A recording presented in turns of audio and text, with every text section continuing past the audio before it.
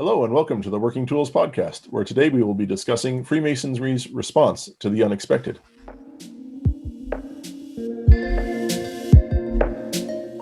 Ladies and gentlemen, brethren all, welcome to the Working Tools Podcast, a casual conversation around Freemasonry. First, it's important to note that our thoughts and opinions are our own and do not reflect those of our Grand Lodge or respective craft or concordant bodies. Please connect with us and ask questions via our website at theworkingtoolspodcast.com.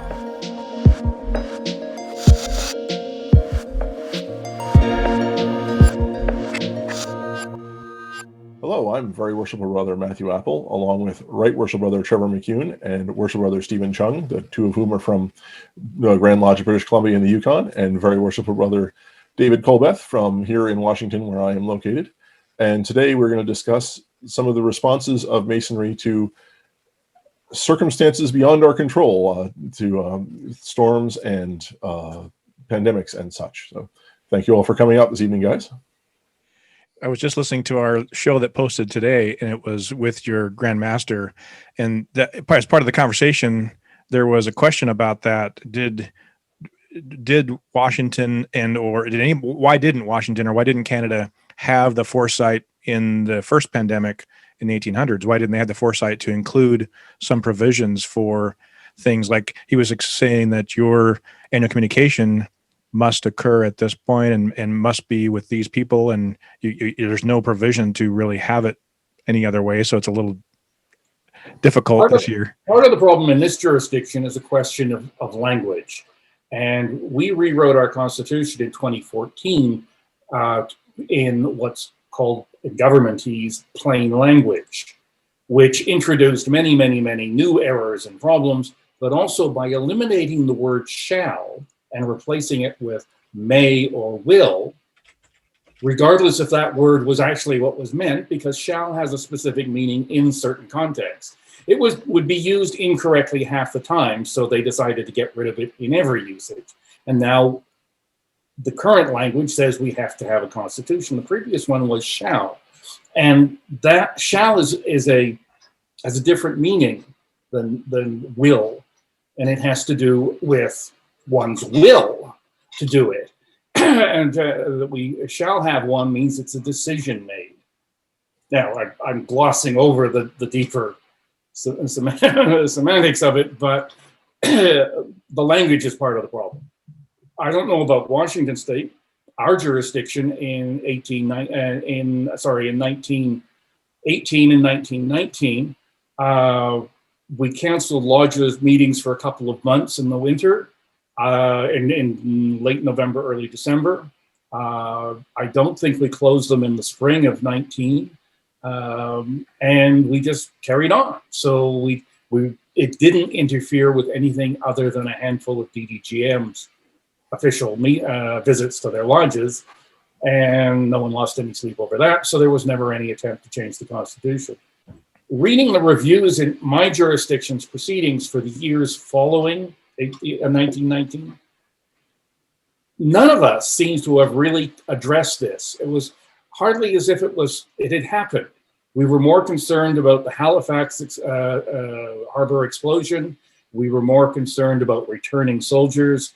The flu epidemic doesn't seem to get mentioned in other proceedings, at least not in the reviews that turn up in my jurisdiction's proceeding. It didn't seem to have much of an impact, or had such a horrible impact that we just recoiled in horror from ever thinking about it again. Do you think that maybe they didn't realize that it was at its level? I mean, was quite possibly. Communication, of course, society did not shut down as it has over the last year, because we didn't realize in 1919 that it was so global and so impactful. And actually, I read an article in the monthly newsletter we get from our Scottish Rite in Canada, and it actually refers to the Spanish flu and that time during the war, where though it was probably a similar level of pandemic, it was not publicized that people were dying of these things, because countries didn't publicize it because they were afraid of appearing weak, and by not having the population is dying. Yeah. So, but we're really strong and we're going to kick ass, right? So I get why they would maybe skirt some of these things under the rug. And because they weren't really being reported, it was only seen as the Spanish flu because they weren't at war with anybody. So they did record these things and report that, right? And I thought that was an interesting thing to note as well. There's always things to learn from our history. My concern moving forward is that there are those of our members who feel that we should be allowed to have tiled meetings and to vote online in Skype, in Zoom, in whatever.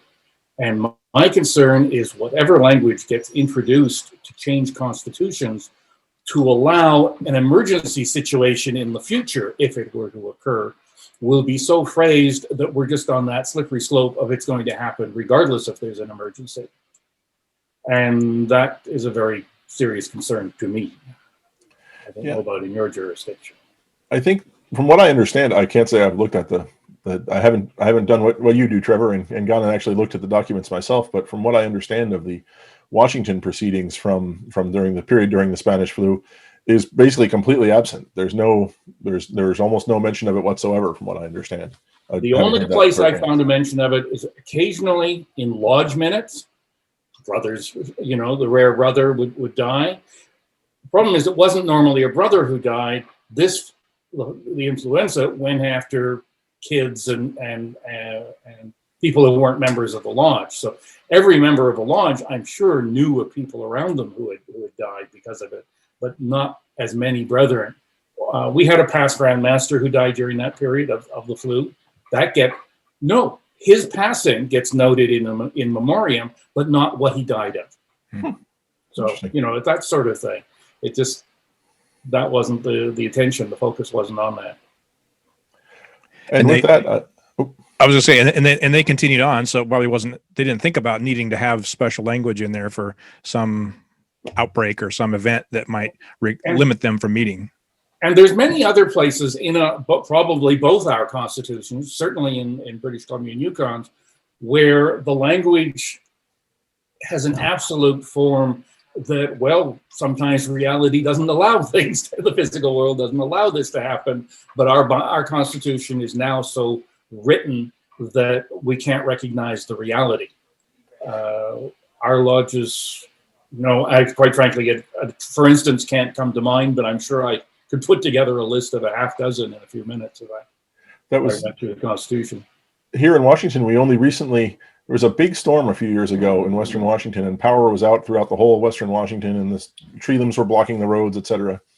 And up until that point, the master was not allowed to cancel a meeting for exigent circumstances.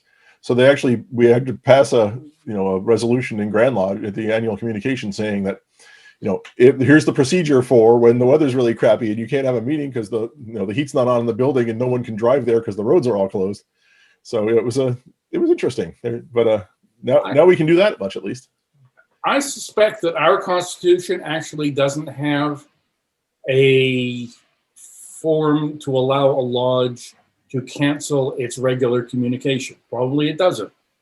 But we have, over the last 150 seasons of snowfall in Vancouver, just ignored the Constitution, said we're not meeting tonight. So rather than rewrite the Constitution to soften the language, we just ignored it, and no one's made an issue about it. And that's usually how changes happen. It takes one or two, or a handful of brethren who actually pay attention and care enough to get a resolution towards Grand Lodge. Otherwise, we just carry on.